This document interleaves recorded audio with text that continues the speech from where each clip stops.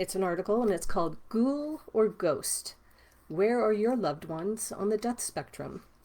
By Eleanor Montague. From the walking dead dropping the occasional body part to the full-bodied ghost to the faintest of orbs, life will never be the same. Worldwide, death has immigrated to the shores of our living realm and taken control. Loved ones who have departed both recently and long ago bring unrest. What better way to face this lurid challenge than through understanding? Knowledge truly is power. So here's what you need to know about living with your familial dead. Ghouls, sentient sentinels. We call them ghouls, zombies, or the walking dead. In some youth subcultures online, ickles is a nomenclature quickly working its way into mainstream language. Regardless of what they are called, ghouls are not the soulless flesh-eaters horror movies would have you believe. Though they speak in an often creepy manner, ghouls are quite articulate and intelligent. They have thoughts and feelings and agency. Of all the dead, they have the strongest hold on us on account of being material and tangible. They are flesh and bone. Sometimes they are only bone. Decay rates among ghouls embalmed before the burial are slow, allowing them to endure in physicality. Among the dead, ghouls dutifully watch the living to ensure we wear our costumes and to enforce punishment on us when we don't. For that reason, they are the deadliest among the dead. Ghosts, ethereal souls. Spirits, specters, spooks. There are a million names for these gossamer folks. They possess a million shades of translucency, since these are the dead whose bodies have fully decayed or been destroyed. If your deceased loved one died recently and their spectral form shows no hint of translucency, don't fret. That's just a sign of our times. Cremation has become a popular part of the interment process in our modern world. In a year or two, light will eventually disrupt their spectral form, and their fading will begin. Ghosts can be fun to live with. They can also be intrusive, capable of hiding in some of the smallest spots or taking shortcuts through the veil. These moaning mischief makers will keep you guessing about their whereabouts. But beware, they can also be violent. With the right amount of focused rage, poltergeists can do as much physical harm as any ghoul. Orbs, the fading essence. Orbs are the oldest of the dead. Once full-bodied ghosts, most likely ghouls as well, going way back in time, they are on the verge of fading out of existence altogether.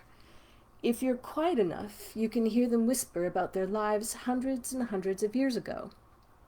You may not think specks of light soaring through the air can do much damage to the living, and you'd be correct. On their own, orbs are harmless. They love positive energy and fun times and will dance about in the air. However, don't make a habit of tormenting orbs. Though their voices are mere whispers, they can still send an SOS to other orbs. When enough of them gather in one place, they can swarm the living and suffocate them. Living with deceased loved ones doesn't have to be treacherous. Creating a harmonious cohabitation with them is achievable. Here are 6 ways to improve your relationships with the dead. 1. Wear a costume at all times inside your home. They'll appreciate you more for adhering to their demands. 2. Inscribe boards in a few select rooms of your home where you don't want the dead to go. Your privacy is important. This will create mystery and keep them occupied while they look for you. But don't protect too many rooms to restrict their movements, or they'll suspect that you are hiding from them. 3. Ghouls aren't restricted to wearing their burial clothes the way ghosts are. Be sure to give them fresh modern clothes, and if they still have flesh, bathe them regularly. They will love you for helping them tend to their decaying process. 4. Even though the dead don't eat, offering them a place at the dinner table will make them feel included in dinnertime conversation. 5. Set up a dedicated space decorated with cherished items and photographs, reminding them of their past and your connection with them. 6. Engage in activities that exude positive energy, such as playing music, dancing, or simply talking with them. Orbs are especially drawn to the warmth of shared joy. Just remember, most departed loved ones mean you no harm when they flicker the lights or rearrange your belongings. It's just their way of saying hello. Acknowledgement will go a long way to appeasing them. However, if your deceased loved ones exhibit harmful behaviors, consider seeking a spiritual medium or a paranormal expert to help resolve whatever issue the deceased may have with you. If there is no recourse for resolution, seek an exorcist to assist you in banning them from your home altogether. Relationships with our beloved deceased ones are possible. They can be profound, enriching, and educational.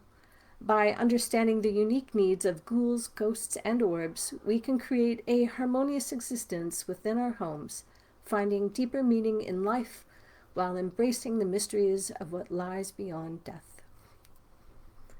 Eleanor Montague is a regular contributor to Living Today magazine and the author of the New York Times best-selling book Ghost Talk: Communicating with and Understanding the Dead.